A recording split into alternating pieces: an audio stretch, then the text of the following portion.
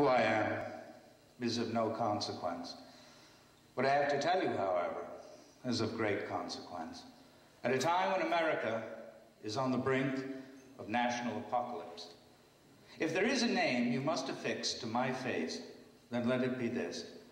I am the ghost of America past, long past, your past. You may believe you are living in the year 2010, but it is actually 1775. History has come full circle, and a people who once drank deeply the refreshing waters of liberty and prosperity are now discovering the wellspring is going dry, and their throats are growing parched under the scorching heat of an increasingly oppressive government, ironically, the very government established to liberate them from the oppression of the British Empire.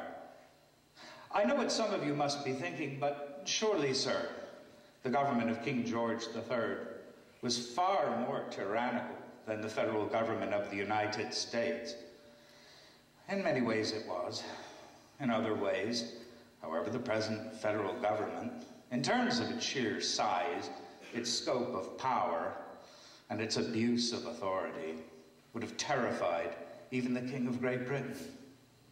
Permit me the temerity to paraphrase Mr. Jefferson.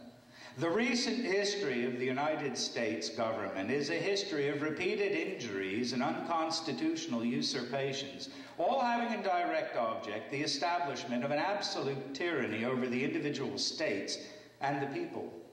To prove this, let facts be submitted to a candid world.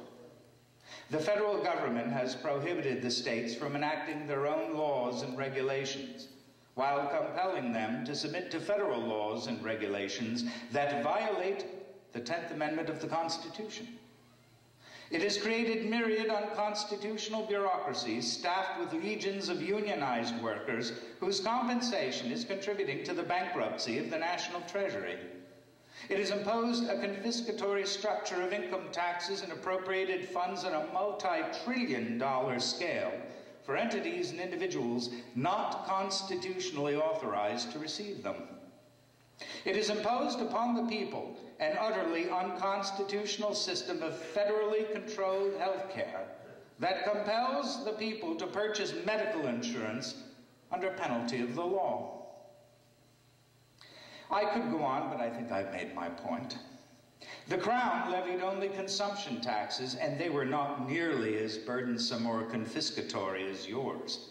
True, we labored under the arbitrary and oppressive laws of the Crown, but never to the degree of intrusion and control over everyday existence manifested by the federal government today.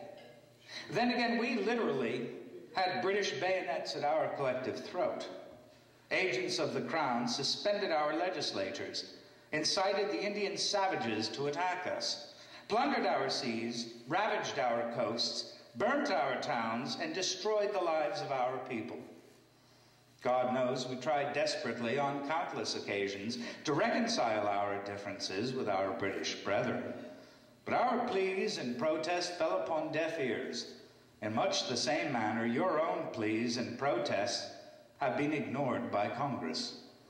On March 23rd, 1775, my good friend Patrick Henry delivered a remarkable oration at St. John's Church in Richmond, Virginia, in which he proclaimed that the time for pleading and supplication had drawn to a close, the time of irresolution had passed, and the necessity for action was upon us.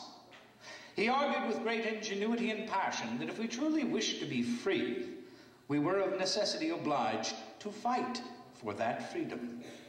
Patrick had faith in the power and providence of Almighty God and in the resolution and ability of the people to secure, by force of arms if necessary, the blessings of liberty for themselves and their posterity. Lend your ears and ask yourselves just how relevant my friend's words are today. There is a just God who presides over the destinies of nations, who will raise up friends to fight our battles for us. The battle, sir, is not to the strong alone. It is to the vigilant, the active, the brave. Besides, sir, we have no election. If we were base enough to desire it, it is now too late to retire from the contest. There is no retreat but in submission and slavery. Our chains are forged. Their clanking may be heard on the plains of Boston. The war is inevitable, and let it come. I repeat, sir, let it come. It is in vain, sir, to extenuate the matter. Gentlemen may cry, peace, peace, but there is no peace. The war is actually begun. The next gale that sweeps from the north will bring to our ears the clash of resounding arms. Our brethren are already in the field. Why stand we here idle? What is it that gentlemen wish? What would they have? Is life so dear, or peace so sweet, as to be purchased at the price of chains and slavery? Forbid it, Almighty God! I know not what course others may take, but as for me, give me liberty, or give me death. A month later, British regulars, intent on disarming the colonists, marched on Concord to seize the armory of the Massachusetts militia. Resolved to live in liberty or die fighting to obtain it, we routed them at the North Bridge and chased them all the way back to Boston. Our war for independence had begun, and a year later, delegates to the Continental Congress did not hesitate to mutually pledge their lives, their fortunes, and their sacred honor in support of Mr. Jefferson's Declaration of Independence, which I consider the most eloquent cry for freedom ever penned by the hand of mortal man. Ponder for a moment the historical portent of this brief passage. We hold these truths to be self-evident, that all men are created equal, that they are endowed by their Creator with certain unalienable rights, that among these are life, liberty, and the pursuit of happiness. That to secure these rights, governments are instituted among men, deriving their just powers from the consent of the governed.